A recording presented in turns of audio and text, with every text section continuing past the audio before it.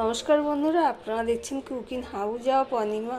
এখানে দেখতেই পাচ্ছ শিং মাছ নিয়ে নিয়েছি।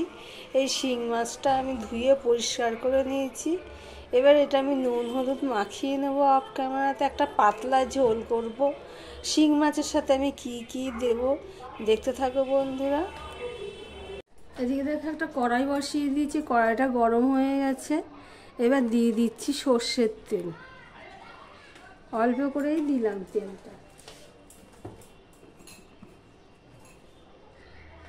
দিয়ে দিলাম একটুখানি করে নুন।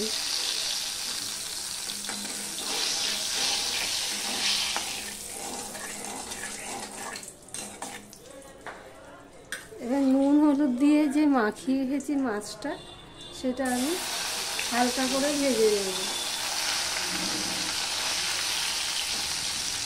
এই মাছের মধ্যে না, এখন তো বর্ষাকাল, মাছের মধ্যে দেখো ডিম ভর্তি। ধুতে গিয়ে তা অনেক বেরিয়ে গেছে। যারা ভিডিও দেখছো লাইক দিয়ে কন্টিনিউ করো।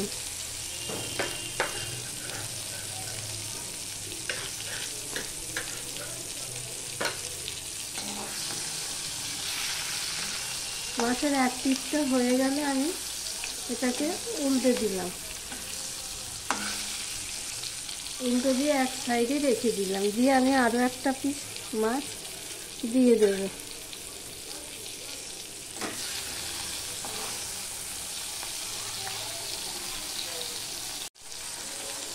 দেখো এক পিস মাছ ভাজা হয়ে গেছে। এবার আমি এটা তুলে নিলাম। এইভাবে সমস্ত মাছগুলো আমি ভেজে নেব। মাছটা ভেজে নিয়ে তারপরে আরেকটুখানি তেল দিয়ে দিয়েছি। তেলটাও প্রায় গরম হয়ে এসছে। এবার আমি একটা ছোট সাইজের পেঁয়াজ কেটে রেখেছি, সেটা আমি দিয়ে দিলাম।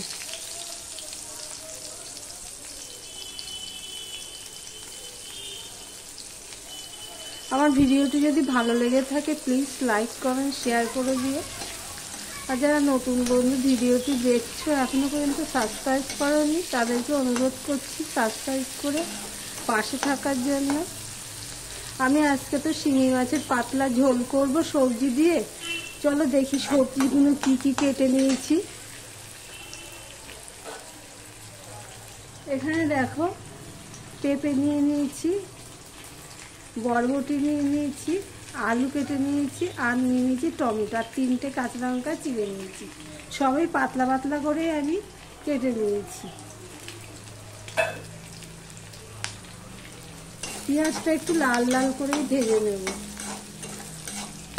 মশলা হালকাভাবেই দেব। দেখো পেঁয়াজটা লাল লাল হয়ে ভাজা হয়ে গেছে।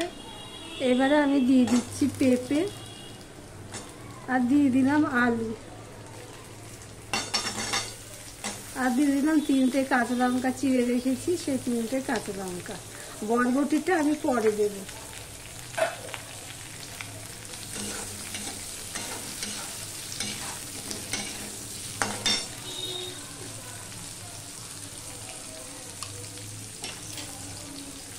আমি একটুখানি নুন দিয়ে দিলাম, তাহলে কি হবে, তাড়াতাড়ি আলু আর পেঁপেটা নরম হয়ে যাবে।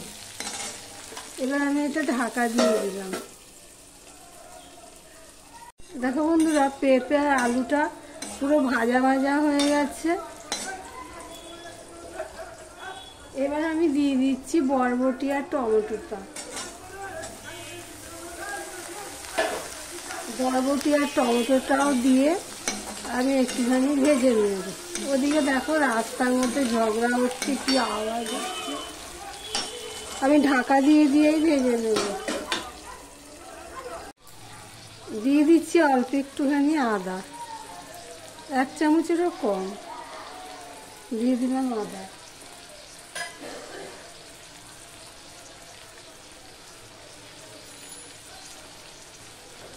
দিয়ে দিলাম হলুদ।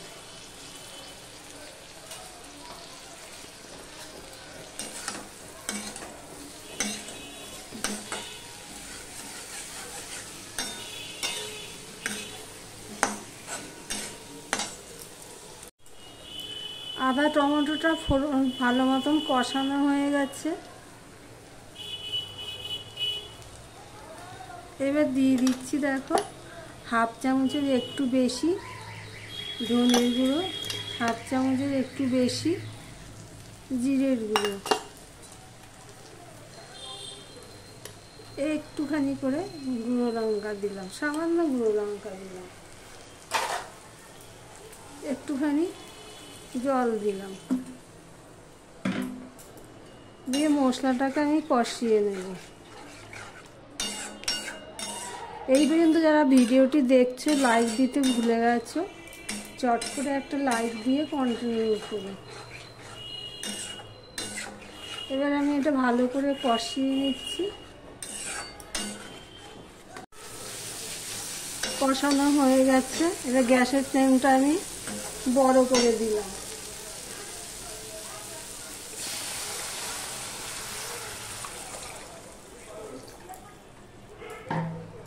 যেহেতু পাতলা ঝোল করব সেজন্য জলটা এতখানি দিলাম।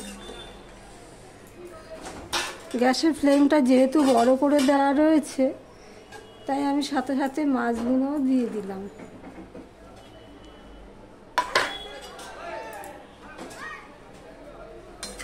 দেখো রাস্তায় কি চেঁচামেচি হচ্ছে। আমি এই মাছের এই প্লেটটা রেখেছিলাম, দিয়ে দিলাম।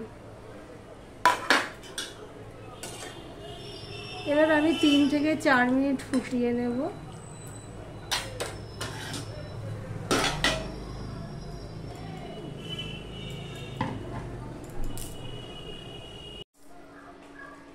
দেখো বন্ধুরা 3 থেকে 4 মিনিট আমি ফুটিয়ে নিয়েছি, দেখতেই পাচ্ছ নুনটা ঠিকই আছে। দেখো শিঙি মাছের পাতলা ঝোল তোমাদের কেমন লাগলো কমেন্ট করে জানিও। তাহলে গ্যাসটা আমি অফ করে দিচ্ছি। দেখো হালকা মশলায় তরকারিটা দেখতে ভালোই লাগছে। গ্যাসটা আমি অফ করে দিলাম। আর ভিডিওটি আজকের মতন এখানেই শেষ করলাম। আবার অন্য কোনো রেসিপি নিয়ে চলে আসবো প্রতিদিনের মতো। সঙ্গে থেকো বন্ধুরা।